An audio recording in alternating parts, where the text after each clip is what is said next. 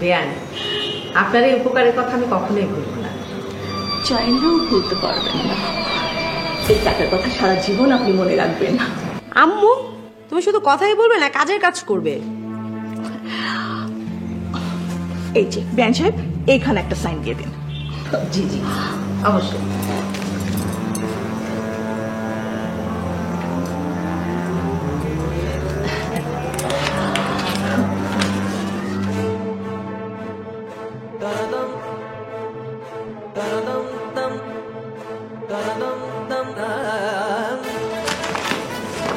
ব্যাস হয়ে গেল।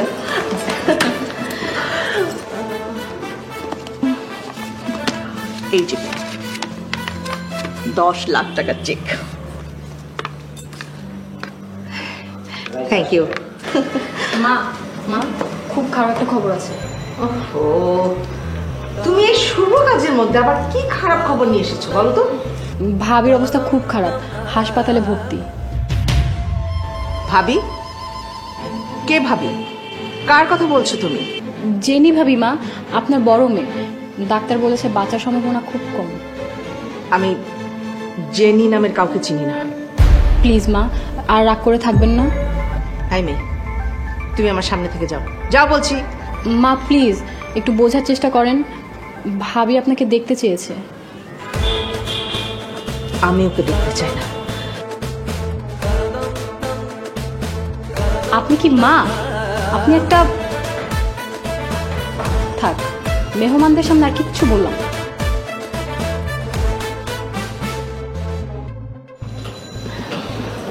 বেয়ান সাহেব, আপনি কিছু মনে করবেন না। আসলে ওরা সবাই না আমাকে ইমোশনালি ব্ল্যাকমেল করতে চায়। বেয়ান সাহেবা, আপনাকে যতই দেখি ততই অবাক হয়ে যাই। আম্মু, উনি আপনার বিয়ান সাহেবা না, উনি তো চৌধুরী ম্যাডাম। ঠিক বলেছি না আম্মা? হ্যাঁ, ঠিক বলেছ। আমি চৌধুরী ম্যাডাম, আমি নীলাঞ্জনা চৌধুরী। যাই হোক, সময় মতো টাকাটা পরিশোধ করে দিয়েন, না হলে বাড়ি দখল করব। বাড়ি দখল করবেন মানে? মজা মজা করলাম একটু। বুঝতে পেরেছি। আজ তাহলে আসি বেয়ান সাহেবা। আসবেন? আচ্ছা, আবার আসবেন কিন্তু। নিশ্চয়ই নিশ্চয়ই আসবো। আম্মু চলো, তোমাকে একটু এগিয়ে দিয়ে আসি। আম্মা, আম্মুকে একটু এগিয়ে দিয়ে আসি। Bye bye.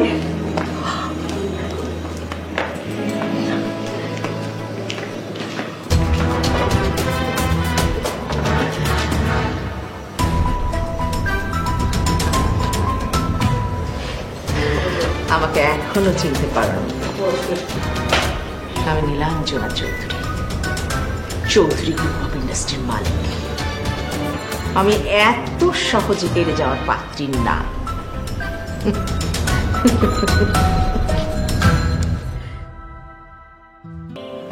তোর মার আত্মঅহংকার আর জিদের জন্যই সব শেষ হয়ে যাচ্ছে। কিন্তু আমাদের কি কিছুই করার নেই? মাকে কি কোনোভাবে আটকানোর কোনো রাস্তা নেই? রাস্তা একটা আছে, যদি তোর মাকে বাড়ি থেকে বের করে দেওয়া যায়। এইসব তুমি কি বলছো বাবা? হ্যাঁ, ঠিকই বলছি। এটা আমার আরো অনেক আগেই করা উচিত ছিল, তাহলে অন্তত তোরা বাঁচতে পারতি। জানা, তুমি নিজে গিয়ে সাদিয়ার মায়ের সাথে কথা বলো না। কোনো অভদ্র মহিলার সাথে আমি কথা বলি না। কাকে তুমি অভদ্র বলছো? কাকে অভদ্র বলছে তুমি বুঝতে পারছো না? আচ্ছা, তোরা সবাই মিলে একজোট হয়েছিস তাই না? হ্যাঁ, এবারে সবাই মিলে আমরা একরকম, আর তুমি একটু আলাদা। তুমি কেন এমন আলাদা হলে মা, বলো তো? আমি তো নীলাঞ্জনা চৌধুরী, চৌধুরী গ্রুপ অফ ইন্ডাস্ট্রির মালিক। আমি তো সবার থেকে আলাদা হবই। তোর বাবাকে কয়জন চেনে? আমাকে তো সবাই চিনে। এত কিছুর পরেও কি তোমার শিক্ষা হয়নি? দেখো, জীবনে আমি যেটা চেয়েছি সেটাই পেয়েছি এবং সেটাই হয়েছে। কিন্তু এখন থেকে তুমি যা চাইবে তার হতে দেওয়া হবে না। তার মানে তোরা রাফির বিয়ে আটকাবি? শুধু আটকানো নয়, এ বিয়ে আমি কিছুতেই হতে দেব না। চ্যালেঞ্জ করছো তাই না? দেখে নিও, এই মেয়ের সাথে বিয়ে দেব এবং আজকেই বিয়ে দেব। তুমি কি ভাইয়াকে জোর করে বিয়ে করাবে? মোটেও না, রাজি করিয়েই বিয়ে করাবো। সে ওষুধ আমার কাছে আছে।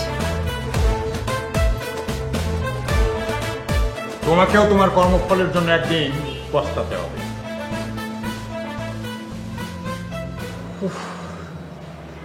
আমি আর নিতে পারছি না বাবা। চিন্তা করিস না বাবা, সবকিছু শেষ আছে এবং সেটা খুব তাড়াতাড়ি দেখতে পাবি।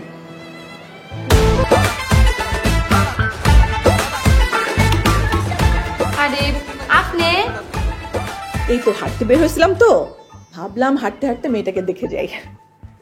আপনি না অসুস্থ, যায় অবস্থা, আপনি হাইটাইছেন কেমনে? আমি অসুস্থ, যাই অবস্থা। এই, এটা তোমাকে কে বলছে? সাদিয়া ভাবি তো কইলো। এসব কথা কয়ে সকালবেলা ব্যাগটা গুছা বাইরে হয়ে গেছে গা। কি? Chowdhury madam, Chowdhury madam!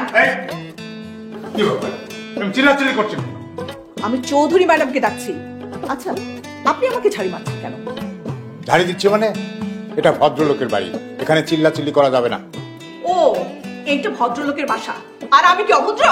নিজেকে প্রশ্ন করেন, জবাব দেবেন। বেআইন, কি হয়েছে? দাঁড়িয়ে আছেন কেন? বসুন না। উনি আমার সাথে দুর্ব্যবহার করেছেন। না না, হে দুর্ব্যবহার করেন নাই, আমি সাক্ষী আছি। এই মেয়ে, একটা চড় দিয়ে দেবো।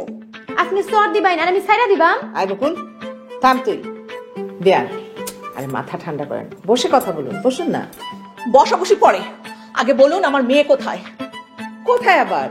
ও তো রুমে ঘুমাচ্ছে। না না ম্যাডাম, হে তো ঘরে নাই। সকালবেলা হের অসুখ হয়ে ব্যাগটা গুছাই বাইরে হয়ে গেছে। আরে কি বলিস তুই?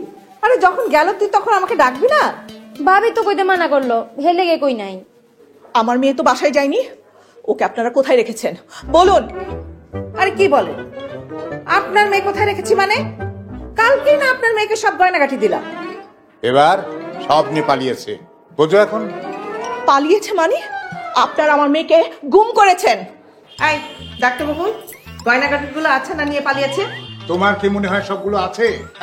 জবর ভাবনা ভাবছো না? আরে তুমি চুপ করো তো, কথা বলো না তো। শুনুন, আপনারা আপনাদের এই ক্যাচাল বাদ দিয়ে আমার মেয়েকে বের করুন। আরে আপনার মেয়েকে আমি খুঁজে বের করবো কোথা থেকে? হ্যাঁ, আমার সমস্ত গয়নাগাটি নিয়ে পালিয়েছেন, আবার বড় বড় কথা বলছেন আপনি। শুনেন, আমার মেয়েকে যদি আপনারা খুঁজে না বের করেন, আপনাদের নামে আমি মামলা ঠুকে দেবো। আরে কি বলে? মামলা ঠুকে দেবে? নীলাঞ্জনা চৌধুরীকে মামলার ভয় দেখাচ্ছে।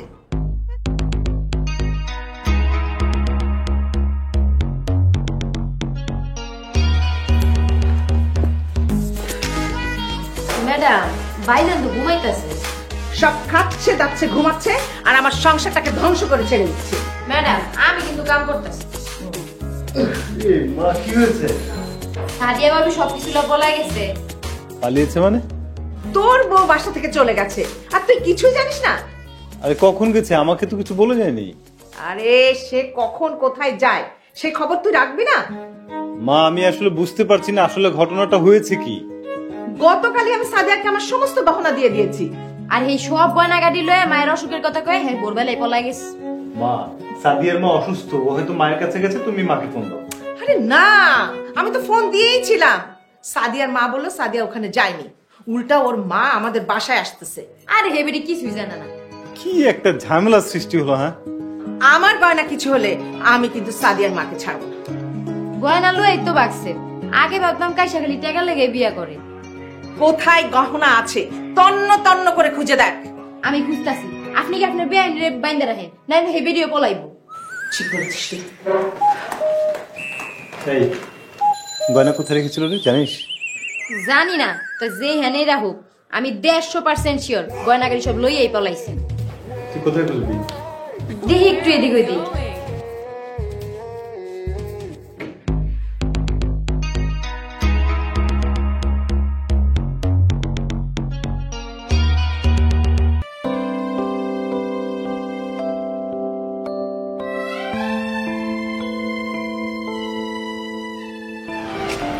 বাবা, আমাদের ডেকেছো?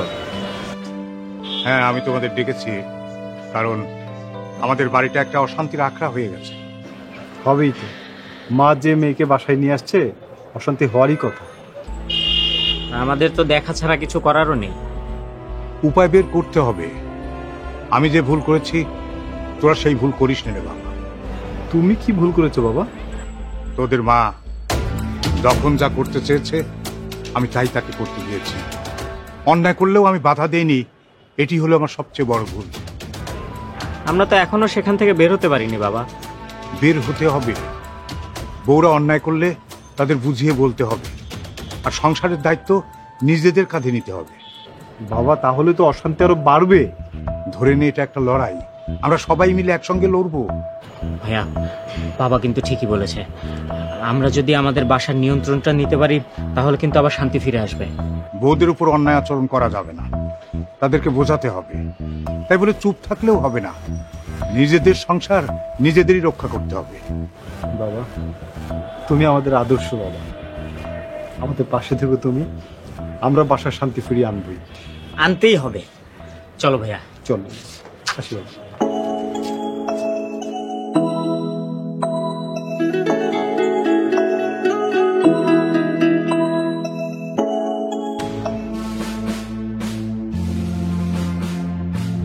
মা, টাকা দাও, বিজনেস করব। আমার কাছে টাকা নেই। তাহলে ভাবির মায়ের কাছ থেকে যে 10 লাখ টাকা নিয়েছো সেগুলো দিয়ে কি করেছো? সেটা জবাবদিহি তোকে করতে হবে। হ্যাঁ, অবশ্যই করতে হবে, কারণ টাকা নেবে তুমি, ঋণ নেবে তুমি, তারপরে সেগুলো আমাদের ঘাড়ের উপর চাপিয়ে দেবে, তা তো হবে না। এই টাকা দিয়ে আমি ঋণ দিয়েছি। ও আচ্ছা, ব্যাংকের ঋণ দিয়েছো? না, আমার ব্যক্তিগত ঋণ দিয়েছি। তাহলে এখন ভাবির মাকে টাকা ফেরত দেবে কোত্থেকে? তোরা দিবি, তোরা রোজগার করছিস, তোরা রোজগার করে দিবি। টাকা নিয়ে তুমি যা মন চায় করবে, আর ঋণ দেওয়ার সময় আমরা দেব, এটা কেমন কথা মা? খুব বেশি কথা শিখে গেছিস না? নিশ্চয় এই কথাগুলি তোর বউ শিখিয়ে দিয়েছে। সব কথা এমন রাইসাকে টেনে আনো কেন? রাইসা জেনির বাসায়। বাহ, জেনির সাথে আজকাল খুব মিল দিয়েছে দেখছি। মা, জেনি অসুস্থ, আর সে তোমাকে একবার দেখতে চেয়েছিল, তুমি জেনিকে দেখতে পর্যন্ত যাওনি। এত অহংকার কিসের তোমার মা? যে আমার কথা শোনে না, আমিও তার কথা রাখি না। তোমার জন্য আফসোস হয় মা, তুমি আপনজন চিনলে না। দেখ, কে আপন কে পর এতদিন আমার বোঝা হয়ে গেছে। তোকে লেখাপড়া শিখে মানুষ করেছিলে। আমারও তো মনে মনে স্বপ্ন ছিল যে তোকে বড় ঘরে বিয়ে করাবো। কই, তুই তো একটা বস্তির মেয়েকে বিয়ে করে আনলি। হ্যাঁ, করিয়েছো না? ভাইয়াকে ভাইয়াকে তো কত বড় ঘরে বিয়ে করালে। এবার বুঝবে বড় ঘরের কি জ্বালা।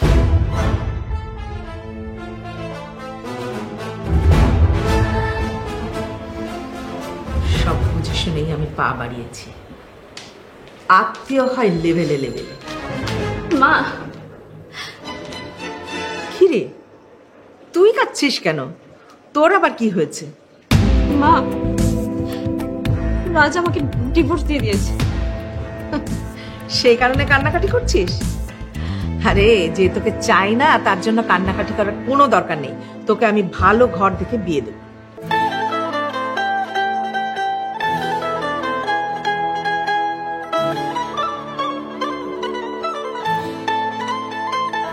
আমি নীলাঞ্জনা চৌধুরী, চৌধুরী গ্রুপ অফ ইন্ডাস্ট্রির মালিক। আমি যেটা ভাবি সেটাই করি, এবং সেটাই হয়। আসছেন ভাই, আসছেন। অল্প দামে ভালো কালেকশন, আগে আসলে আগে পাবেন। কালেকশন ভালো, দাম অল্প, তাড়াতাড়ি আসেন। আসেন আসেন। ভাইয়া, টি শার্ট গুলোর দাম কত? ভাইয়া তুমি? আরে মনি, তুই?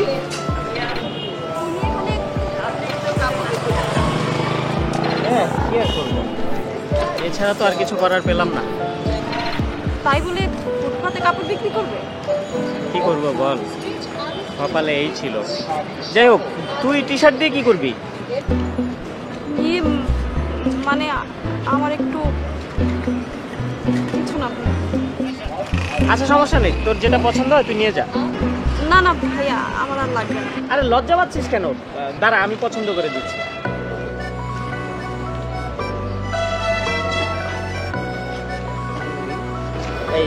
এটা নিয়ে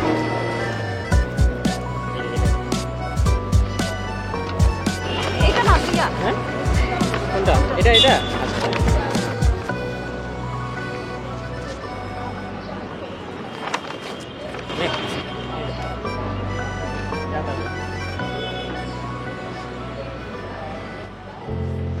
আসেন ভাই আসেন, অল্প দামে ভালো collection, new collection, winter collection, তাড়াতাড়ি আসেন।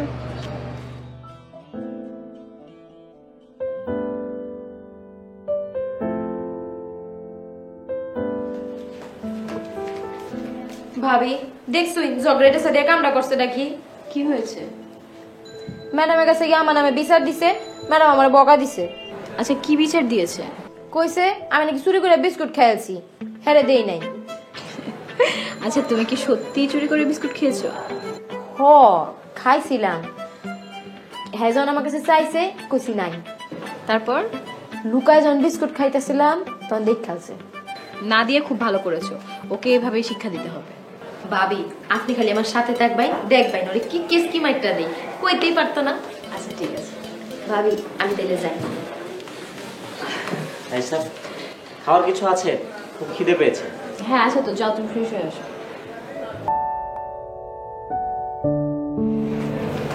ভাবি সব ঝামেলা তো শুরু হয়ে গেছে।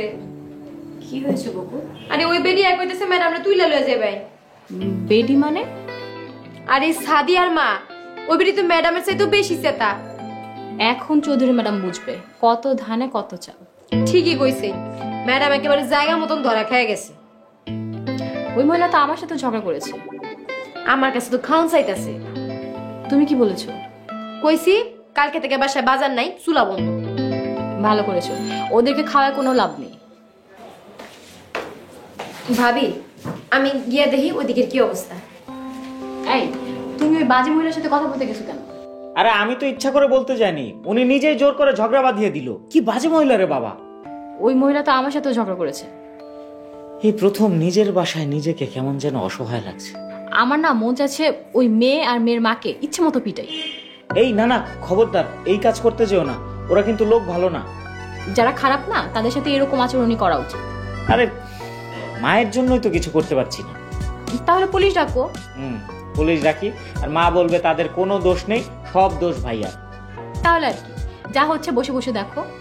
না, কিছু একটা তো করতেই হবে। ওই যে ওই মহিলা আবার চিৎকার চেঁচামেচি শুরু করেছে। মান সম্মান শেষ না হওয়া পর্যন্ত এই মহিলা থামবে না। উফ,